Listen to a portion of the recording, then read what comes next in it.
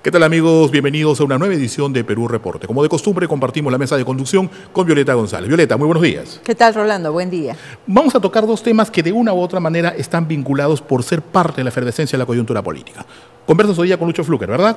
Vamos a conversar con Lucho Flucker, él es exdirector de RTV y sobre coyuntura política. Supongo Trump, Clinton y también cómo le está yendo a PPK hasta ahora según la visión de él, ¿no? Exacto, precisamente en estos ya 106 días, cómo está yendo, no solamente en el tema del sector salud que está en crisis, la inseguridad ciudadana, ¿no? Y como si esto fuera poco, pues el problema de Cantagallo que está levantando polvareda no solamente a nivel gubernamental por los pocos reflejos que están teniendo parte del gabinete, sino también porque de una u otra manera esto conlleva a analizar un poco el comportamiento de las dos últimas gestiones ediles, porque en esto está Castañeda y en esto está Villarán también. Susana Villarán, así es. Entonces vamos a conversar con esto de ellos. Con Melvin Rodríguez sobre la ley de reasentamiento poblacional. Hemos recibido diversos correos electrónicos y mensajes de texto al Facebook, inclusive algunas correspondencias que nos han llegado acá a los estudios, sobre el tráiler, Violeta, que pasamos nosotros siempre en nuestras pausas comerciales, Tercera Llamada. Este viernes, ese tráiler que ha sido realizado por Perú Reporte Films y Walter Vázquez Producciones, vamos a proyectarlo en su totalidad para que la gente pueda ver. Tráiler y producción cinematográfica donde tú también participaste, ¿verdad? Así es, Rolando, así es. Entonces lo vamos a pasar para que puedan nuestros seguidores puedan apreciar el trabajo que se ha hecho. Exactamente. Tercera Llamada, parte de una de las historias de nuestro primer libro, Primera Función. Van a poder apreciarlo ustedes en su totalidad, pues, este viernes aquí en Perú Reporte. Empezamos entonces. Empezamos. Esto es Perú Reporte. Empezamos.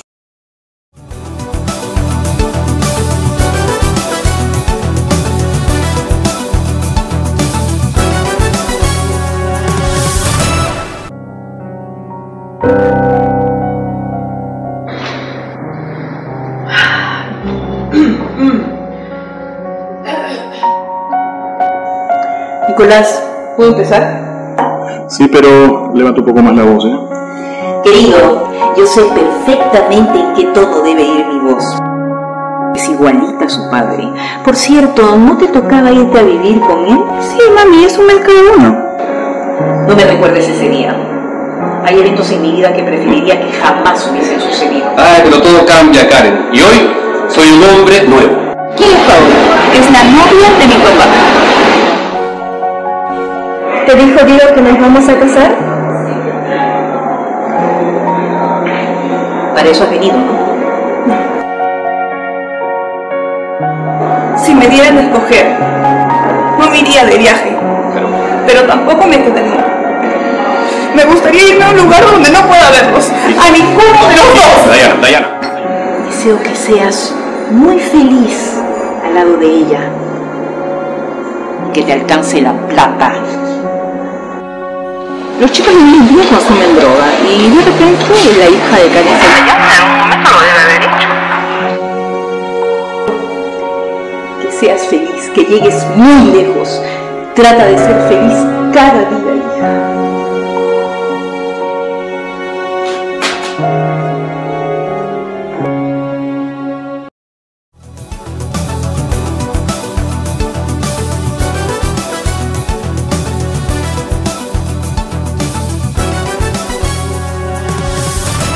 Retornamos con Perú Reporte. El día de hoy nos encontramos con Luis Flucker, analista y exdirector general de RTV Televisión. Bienvenido, Luis, ¿cómo estás? Bienvenido y muchas gracias por esta invitación. Luis, justo estábamos conversando sobre la situación política en nuestro país, la preocupación de cómo se están dando algunas cosas que en su momento, pues, en campaña el presidente prometió, como que no se está cumpliendo. Tenemos a una región ya del sur un poco disconforme, como que se está debilitando también la bancada de PPK. ¿A ti qué te parece todo esto?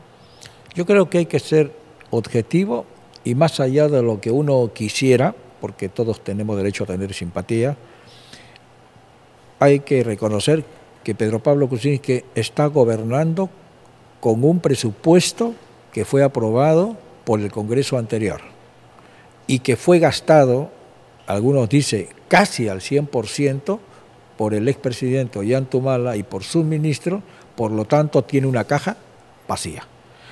Si esta es la realidad, que PPK no lo está diciendo con todas sus letras y señales para explicar a la población qué es lo que está sucediendo, porque aparentemente existiría algún tipo de pacto entre ellos, lo concreto y lo real es que a fin de año, cuando se apruebe el presupuesto que gobernará con PPK el año 2017, esa será la piedra de toque.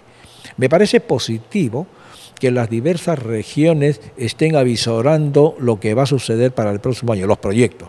¿Cuánto de plata necesitamos para solucionar los problemas que tengo en mi región? Más aún, la premura de los gobernadores es la reelección. Están trabajando para que se cambie la ley de la reelección, pero si quieren ser reelectos necesitarán presupuesto. Exacto. Tienen que hacer obras y solucionar los problemas que tienen en su respectiva región. Sin plata no lo van a hacer. Por lo tanto, si tienen que doblarle la mano y la voluntad al gobierno de PPK, es ahora. Por esa razón es que estamos percibiendo que en algunos sectores empiezan a haber presiones de toda índole. Sobre todo en el sur. Pensando en el futuro. No pensando en el presente, porque lo que te dan hoy no lo recibes mañana. Claro. Lo que te dan hoy lo vas a recibir con el presupuesto del próximo año. Por lo tanto, todos, incluyendo los sectores sociales y sindicales, que ya aprendieron a interpretar cómo se maneja el Estado, están pidiendo ahora, ponme en el presupuesto para calmarme. Y el próximo año veremos cómo gastas. Y tenemos una crisis de hace un par de días que hubo de 72 horas en el sector salud. Bueno, lo del sector salud ya eso es un escándalo. Sí, es un escándalo para infraestructura, sueldos de los médicos. Por el tema de la corrupción, ¿no? Ese famoso asesor presidencial ha hecho mucho daño. En beneficio de PPK, lo único que yo diría es que en las investigaciones realizadas por periodistas, lamentablemente no por el entorno de PPK al nombrado asesor, demuestra que este señor viene desde el año 1990. Claro, a eso voy. O sea, todo un personaje que pasó por todos los gobiernos. Este señor ya tenía antecedentes. ¿Cómo es que el presidente lo nombra una persona de confianza con antecedentes de hace muchos años y para tener un Tengo cargo la impresión que no sabía. Tengo la impresión. ¿Pero y los asesores? Tengo la impresión que no sabía. Lo que pasa es que este personaje, interpreto, sirvió para hacer los actos de corrupción de todos los gobiernos en el sector salud. Claro, él manejaba el sector salud. Él era el intermediario. Exacto. Y entonces los jefes, los ministros o viceministros, quiero interpretar que tenían las manos limpias porque había alguien que se las ensuciaba a nivel intermedio. Entonces, esto es lo que me permite decir que este caso hoy día descubre que el sector salud, que es muy sensible en la población, no tiene recursos para atender. Está en crisis. Los locales nuevecitos, por ejemplo, el de Villa El Salvador, donde yo resido, es hermosísimo, con alta tecnología. ¿Cómo lo habrán comprado los equipos? Espero que lo hayan hecho bien, pero nadie lo puede usar. ¿Y sabes por qué? Porque no hay plata para contratar a los profesionales que tienen que utilizar esa maquinaria que podría estar sirviendo a la población, que en estos momentos, en Lima Sur, son más de 2,5 millones de personas. Y no solamente eso, esto también va acompañado con la negligencia. Por ejemplo, hace un par de días falleció un niño en uno de los seguros en el Callao. Entonces, ¿qué es lo que está pasando? O sea, cada vez que se habla del sector salud, siempre se tiene que hablar que hay crisis, que hay denuncias de muertes de pacientes, negligencias. Esto va acompañado de que no hay una buena infraestructura. La ministra, creo que si no toma el toro por las astas y se deshace de sus amigos, hay otro asesor, el asesor de uno de los funcionarios, de la ministra, ex miembro del Servicio de Inteligencia, amigo de Vladimiro Montesinos. ¿Quién entiende eso? Inexplicable. Y cuando habla de Vladimiro Montesinos, está hablando de negocios turbios. Exacto. Entonces, sí. Los ministros de PPK no asumen su responsabilidad y en el caso de salud es clave. El presupuesto, si yo fuera PPK, con todo respeto, le diría, el problema de salud tiene que resolverse en el próximo año. Todo. El año de bajar todo salud, prioridad número 1, porque lamentablemente es el problema mayor que ha encontrado internamente. Al margen del tema de la inseguridad ciudadana, que es otro problemita, otro problema que está latente bien y que aún no se ha solucionado. y que tiene que solucionarse, pero esto no corresponde solamente al ministro del Interior, corresponde a los diversos sectores de la sociedad peruana que tienen que atender este problema. Es un trabajo en conjunto. Sí. Ahora, el año pasado, en el 2015, en diciembre me parece, se declaró como al Callao en emergencia. Luego se levantó, pero todos los días hay asesinatos en el Callao. No solamente en el Callao, en todo el Perú. Sí, pero yo digo, yo a lo que iba era que si se había declarado en emergencia, ¿cómo es que se levanta esto cuando todavía no se ha solucionado el problema? Es que nunca se va a solucionar. Mi percepción es la siguiente: los delincuentes saben dónde tienen que actuar. Si te ponen 4 veces más policía de los que existían cuando la cosa era normal, te vas al otro distrito del costado. San Martín de Porres, ¿qué es lo que está sucediendo? A todos lados. Sí. Yo diría a todos sitios. Sí. Incluso ahora se trasladan. ¿Has visto esas bandas? Se trasladan desde Huacho, desde Lima Norte, se trasladan hasta Madre de Dios, se trasladan al Cusco. No, ya es una fábrica de delincuencias. Entonces, lo que tiene que suceder es enfrentar esta situación combatiendo algo que el ministro lo ha dicho, pero le han dado con palo, y creo yo promovido por los corruptos mandos de las policías. Todos saben que existe corrupción en la policía. No es la institución, son aquellos delincuentes que se han vestido el uniforme y que lo utilizan de mala manera. Tienen que limpiar la institución policial. Pregunto, ¿le dejarán al ministro hacerlo? Bien complicado. Habría que cortar demostrará con la PPK, corrupción. no, demostrará PPK si tiene o mando o no manda el país.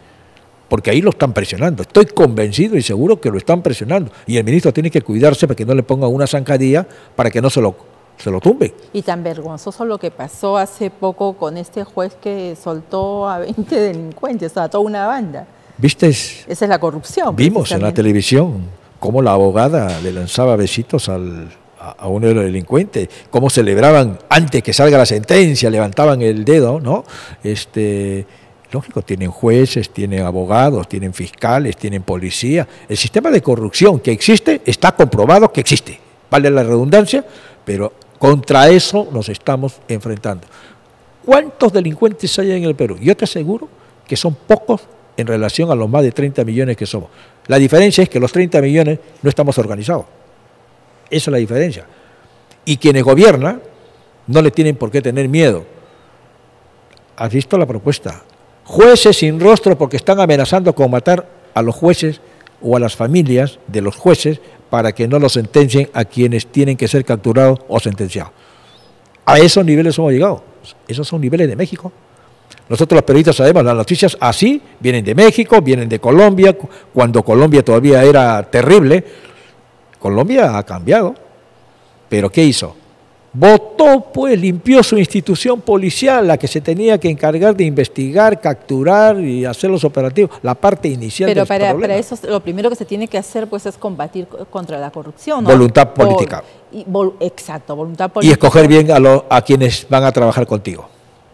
Y que parece que, no sé si no hay voluntad política o qué es lo que se está esperando, qué cosa es lo que estamos esperando hasta ahora. Yo creo que no hay personaje que tenga los pantalones bien puestos, no me refiero al presidente, porque el presidente no va a salir a combatir a los delincuentes, sino las personas que él nombra para que asuman la responsabilidad y que no les tiemblan las piernas y que no estén dispuestos a extender la mano para recibir un soborno. La situación es complicada, yo lo entiendo. Complicada, preocupante. Yo no creo que este problema se resuelva en 50 días, ni en 100 días, ni en un año, ni en 2. Esta es una lucha de largo aliento, es un problema de la estructura del Estado. Responsables los gobiernos anteriores, no es PPK. Hemos pisado muy hondo, Luis. Pero PPK tiene la responsabilidad, como alguien dice, asumir el activo y el pasivo de lo que recibe del Perú. Sí, y no puede eludir la responsabilidad. Exacto. Y por otro lado también tenemos a las regiones con el tema minero que también ya han empezado a hacer sus marchas de protestas, anuncian otras marchas de protestas. Esto tiene que ver con problemas embalsados y proyectos que Pepe Cas, el presidente, se ha comprometido en desembalsar para recuperar la economía. La economía del Perú, así las personas que nos están viendo no me crean, no está mal si lo comparamos con América Latina. Seguimos creciendo, mucho menos, pero estamos creciendo. Podríamos estar en el sótano, pero no lo estamos. Pero ahora hay que crecer. Entonces, si ese es el reto, la pregunta es, ¿a qué precio? ¿A sangre y fuego? Sin respetar las reglas de juego de lo que cualquier país civilizado, especialmente en Europa, hace para cuando se trabaja en la minería se respete el medio ambiente. En ciudades, en Europa, en Canadá, hay ciudades completamente mineras y al costado viviendas. ¿Por qué ellos sí pueden y por qué nosotros no podemos tener una industria que no contamine el ambiente? Ellos invierten y están obligados por las leyes. Y los gobernantes exigen el cumplimiento. Tú lo acabas de decir, están obligados por las leyes. Por las leyes y porque los gobernantes hacen cumplir la ley. Exacto. Lo que no ocurre en el Perú. Exacto, no sucede. Acá se vulneran los espacios, tenemos, y eso, las denuncias son frecuentemente de que hay poblaciones donde los habitantes, se ha comprobado que tienen metal pesado en la se sangre. Mueren a partir de los 35 años, saben que tienen que morir. Exacto. Y los que duran hasta los 50 terminan mal. Los cultivos se le mueren, los animales se le mueren, no hay una buena infraestructura en las propias comunidades. O sea, van, construyen sus fábricas y se olvidan de que al costado tienen una comunidad que también deberían de preocuparse y debería haber una responsabilidad, un compromiso con esos habitantes, que no existe. Yo le daría el beneficio de la duda a Pedro Pablo Kuczynski. ¿Por qué razón? Eso de los 100 días conmigo no va. Que aprueben su presupuesto, el próximo año es clave. Y no voy a esperar que termine diciembre, los 12 meses, no. Los primeros 5 meses, 6 meses, ahí se sabe si este gobierno va o no va. Con su presupuesto, con el manejo absoluto de lo que ha planificado y con sus voluntades también. Ahí se define todo. Yo le quiero desear el mejor de los éxitos al presidente, porque el éxito de él es el éxito de todos los peruanos. Entonces vamos a darle el beneficio de la duda, a ver qué sucede el próximo año. Pero con ojo crítico, vigilando y viendo qué es lo que hace. No es cheque en blanco. Por supuesto. No puede ser cheque en blanco ni con este gobernante, ni con los gobernadores de región, ni con los alcaldes que quieren que se cambie la ley. No, con nadie, no se confía. Hay muchas cosas urgentes que el próximo año se va a tener que cumplir, que trabajar. La evaluación es permanente. Exacto. Y la población, el electorado, tiene que ser más exigente que cualquiera de nosotros. Bueno, bueno, eso ya lo estamos viendo en las regiones. Hace ya varios años que las regiones ahora no están como observadores, ¿no? Ellos reaccionan y dicen, no me interesa que yo tenga que morir, pero voy a defender mis derechos, ¿no? Pero, ¿qué le vamos a decir a la población? Oye, Ana, vete, te trasladamos a otro lugar. ¿Y quién paga ese traslado? ¿Y a qué hábitat? Si toda su vida vivieron en un determinado lugar. No le puedes cambiar de un lugar donde esa persona está acostumbrado. Se tiene que respetar lo que ellos son en el lugar donde son. Sus comunidades, sus costumbres, sus culturas, que es importante. Pero es que se les vulnera. Pero invirtiendo. No se invierte. Los gobiernos no invierten en esa zona. Y después vienen y los quieren votar. Y a sangre y fuego, en algunos casos. Y que es lamentable. Que espero eso no suceda con este gobierno. Lo que ha sucedido hasta ahora son problemas todavía manejables. Grandes problemas todavía no hay. Pero depende de la actitud política y de las personas, insisto, que el presidente elija para que gobiernen con él. Y no esperemos a que las cosas se agraven, ¿no? Y si el presidente se da cuenta pues que no tiene profesionales con la capacidad de gestión, pues creo que está a tiempo de poderlos remover. Pero no solamente profesionales, tienen que tener manejo político, porque cuando tú haces gestión y asumes una responsabilidad tienes que aprender, primero, a escuchar, segundo, para conversar. Con esos dos elementos puedes tomar decisiones. Si quieres imponer, perdiste, ya fuiste. La población no te lo va a aceptar. Exactamente.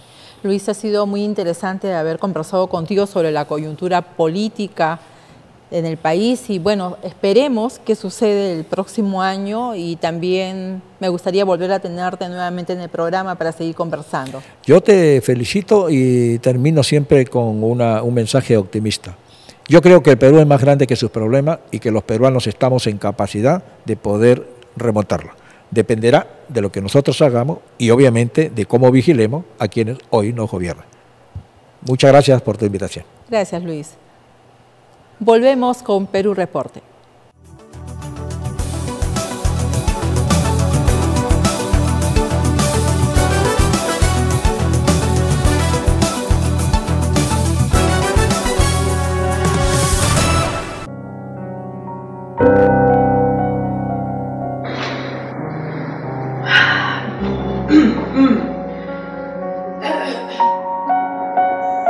Nicolás, ¿puedo empezar? Sí, pero levanta un poco más la voz, ¿eh? Querido, yo sé perfectamente en qué tono debe ir mi voz. Es igualita a su padre. Por cierto, ¿no te tocaba irte a vivir con él? Sí, mami, es un mes cada uno. No me recuerdes ese día. Hay eventos en mi vida que preferiría que jamás hubiesen sucedido. Ay, pero todo cambia, Karen. Y hoy soy un hombre nuevo. ¿Quién es Paula? Es la novia de mi papá. ¿Te dijo Diego que nos vamos a casar? Para eso has venido, ¿no? Si me dieran a escoger, no me iría de viaje, pero tampoco me quedaría. Me gustaría irme a un lugar donde no pueda verlos, a ninguno de los dos. Dayana. Deseo que seas muy feliz al lado de ella. Que te alcance la plata. Los chicos de hoy en día consumen droga y de repente la hija de Karen En algún momento lo debe haber hecho. Que seas feliz, que llegues muy lejos. Trata de ser feliz cada día, hija.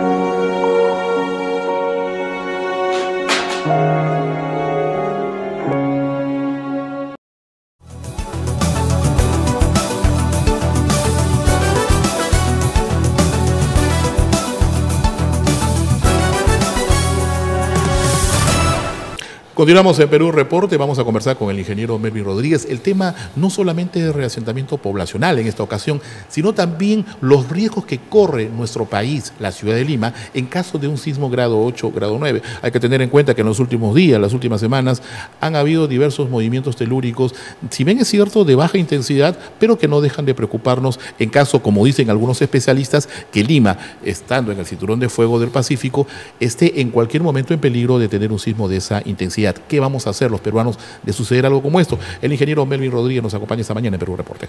Muy buenos días, Melvin. Bienvenido. Gracias, Rolando, por la invitación. ¿Estamos preparados los peruanos para un sismo de esta intensidad? Bueno, en realidad los peruanos no estamos preparados a la altura de tener una cultura de prevención alta como la tiene, sin ir muy lejos, el país chileno, el país vecino, sin ir muy lejos, por ejemplo, como Colombia, por ejemplo, que tienen un buen sistema de gestión de cultura de prevención. Japón, por ejemplo, que hay una alta cultura de prevención, a pesar de ser un país mucho más sísmico que el de Perú. Nuestra condición como Perú es que estamos frente a un cinturón de fuego en la que las placas tectónicas, producto de sus movimientos de presión, de poder tener un arrastre en estas placas, me sucede una serie de sismos, microsismos que se determinan y que se van desencadenando pues, a lo largo de toda la costa del Perú generalmente, ¿no? Entonces, esta cultura de prevención que nosotros estamos teniendo en función a nuestras entidades, nuestras instituciones que promueven los temas de simulacros de sismo, las situaciones ante desastres, valgan verdades, son de una manera exigida y no como un tema de cultura de prevención que nosotros los ciudadanos peruanos debemos tener. Por ahí un detalle importante, ¿no? Por más que hagan simulacros, si ya tenemos nosotros construcciones precarias en riesgo, ya estamos ante una situación evidentemente muy riesgosa y de emergencia de suceder un sismo. Es que viene de la mano por las decisiones de la autoridad, por la reglamentación que puede existir para tener un reforzamiento tectónico, un reforzamiento estructural, y por la cultura de prevención que nosotros los ciudadanos debemos tener. O sea, va de la mano todos estos puntos. ¿Por qué lo digo? Solamente en la ciudad de Lima, para mirar un tema panorámico, en las periferias de la ciudad de Lima, nosotros tenemos un crecimiento horizontal en cuanto a las ubicaciones de vivienda. Digo horizontal porque estas se llevan de manera desordenada y se llevan justamente hacia las laderas de los cerros. Las laderas de los cerros, no solamente en Lima Norte, sino en Lima Sur, vienen teniendo un crecimiento desordenado, y en las laderas de los cerros, sin conocer la situación de una ladera de cerros, si es que está declarada o no en riesgo alto. Y lo peor de todo es que hay riesgo, no se está haciendo gran cosa y sigue en crecimiento. Y sigue en crecimiento porque primero la falta de una vivienda, por los temas económicos, por los temas sociales que vivimos y por lo que la situación política que nos da el Estado peruano. Segundo, porque estas personas, desconociendo la situación de riesgo de una ladera en donde se están ubicando, y ante la negligencia también de la autoridad local como para decir estas zonas son intangibles y no se pueden ocupar, hace que esto se vuelva permisible, y que si uno comienza a invadir una parte de las laderas de los cerros y ante la imposibilidad de que la autoridad pueda poner un orden o un principio de autoridad, continúan con el crecimiento desordenado y hasta la ladera de los cerros, exponiendo la vida de los ocupantes que vienen a estas familias en estas viviendas. Entonces, ¿cuáles son las más vulnerables dentro de la ciudad de Lima? Obviamente son las laderas de los cerros y el centro histórico de Lima, que por una falta también de poder tener políticas modernistas en cuanto a prevenir dentro de la ciudad estas casonas antiguas, son las primeras que son vulnerables ante un sismo de magnitud en la ciudad de Lima. Y lo peor de todo, y quiero puntualizar esto, sabemos el peligro inminente, sabemos que el riesgo está, y casi de manera apocalíptica podemos prever cómo va a terminar todo esto ante un sismo, y no se está haciendo nada. Entidades que obviamente me predicen por estadísticas dónde se va a desarrollar los sismos, lo que se espera que el sismo de magnitud que nosotros estamos esperando en la ciudad de Lima debe darse en un periodo cercano y que ya le corresponde a la parte centro de la costa del Perú, que es el periodo que ya ha pasado sismos de magnitud en la zona norte y en la zona sur del Perú, pues lo que corresponde es que se venga en la zona centro de la costa del Perú. Y esto es por pronósticos y por estadísticas históricas que se tiene de acuerdo a las entidades. Entonces, si ya sabemos eso, si sabemos que las políticas del Estado en cuanto a prevención de desastres son endebles, si sabemos que no se invierte en la prevención, y si se invierte muy poco en la prevención, entonces obviamente debemos esperar una catástrofe, no solamente por el movimiento sísmico, sino por todo lo que pueda acarrear con los daños y perjuicios, con las muertes que pueden predecir todo un evento sísmico de magnitud, y que obviamente la autoridad es muy endeble en cuanto a políticas en gestión de riesgo de desastres. El marco legal.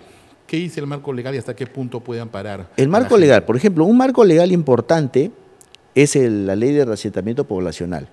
Esta ley de reasentamiento poblacional me dice que si yo encuentro una situación de riesgo por una declaratoria de emergencia de una ladera de un cerro, por ejemplo, que ha sido declarada en alto riesgo por las instituciones especializadas, por ejemplo, SISMIT, por ejemplo, INGEMET, que son instituciones que me ven el tema del suelo, importantísimo para temas de sismos. Entonces, si yo tengo una declaratoria de emergencia, una declaración de alto riesgo de estas instituciones, lo que debe hacer la autoridad en función a este documento es, por acuerdo de consejo, declarar como zona de alto riesgo no mitigable y reasentar a todas estas personas previamente, estadísticamente levantada la información, y reasentar a estas personas ¿a dónde? A una zona de bajo riesgo.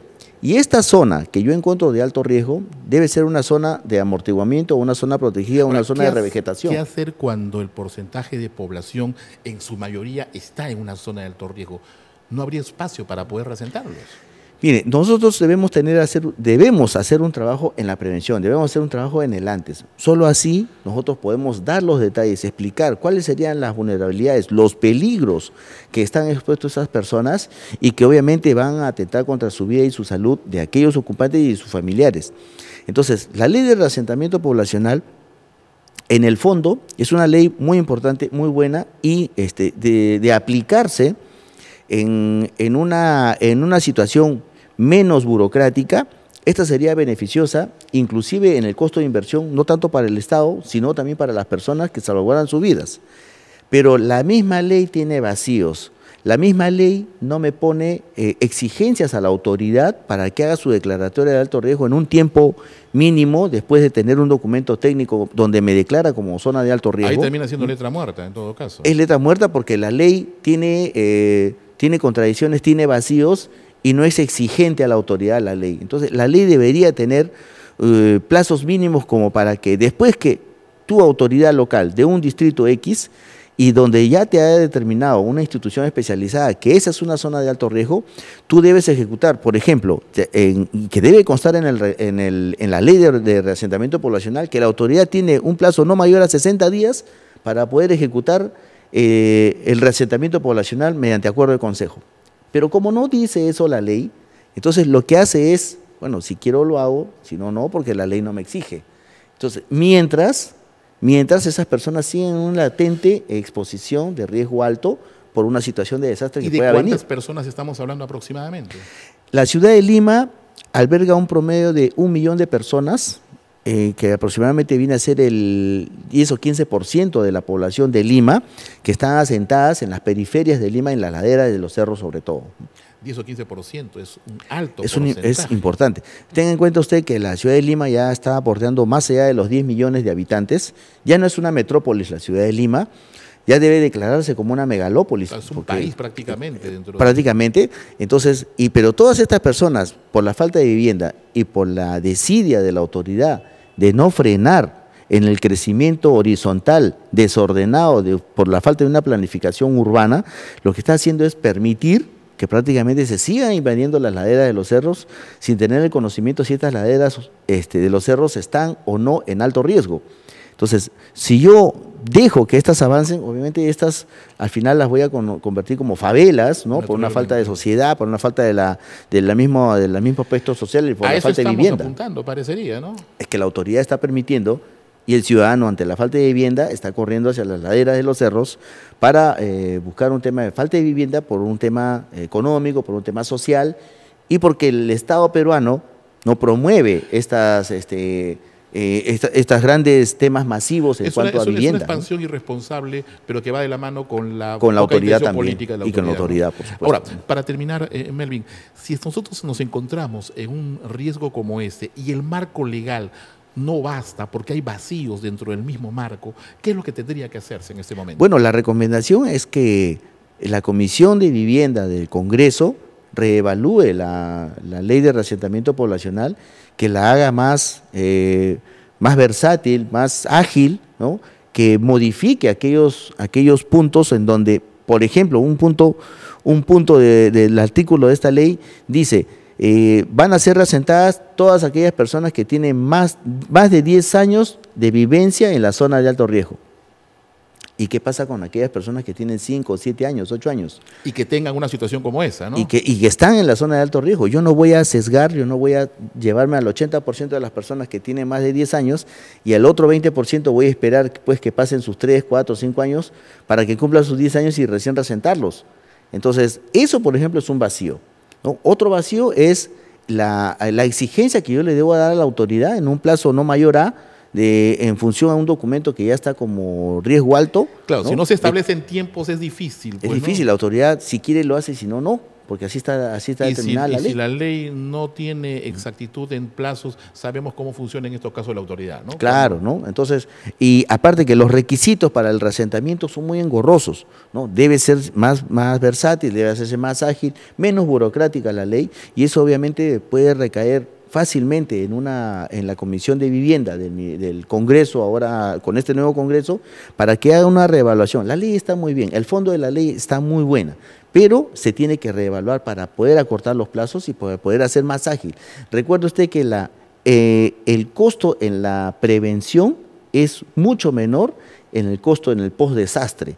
Es definitivamente. Llevo yo 30, 40, 50% menor en el costo de la prevención. ¿Cuánto nos cuesta a los peruanos entender la importancia de la cultura preventiva, ¿no? Estamos bastante lejos y eso también es trabajo de muchas instituciones como INDECI, CENEPRED, entre otras, para poder generar una cultura de prevención altísima en la cual nosotros queremos llegar, pero estamos lejos también de eso, ¿no? Bien, ingeniero Melvin Rodríguez, como siempre, muchas gracias por estar acá con nosotros, siempre bastante ilustrativa su conversación. Muchas gracias a usted. Gracias. Punto final a Perú Reporte. Nos reencontramos mañana con más temas y entrevistas de interés. Permiso.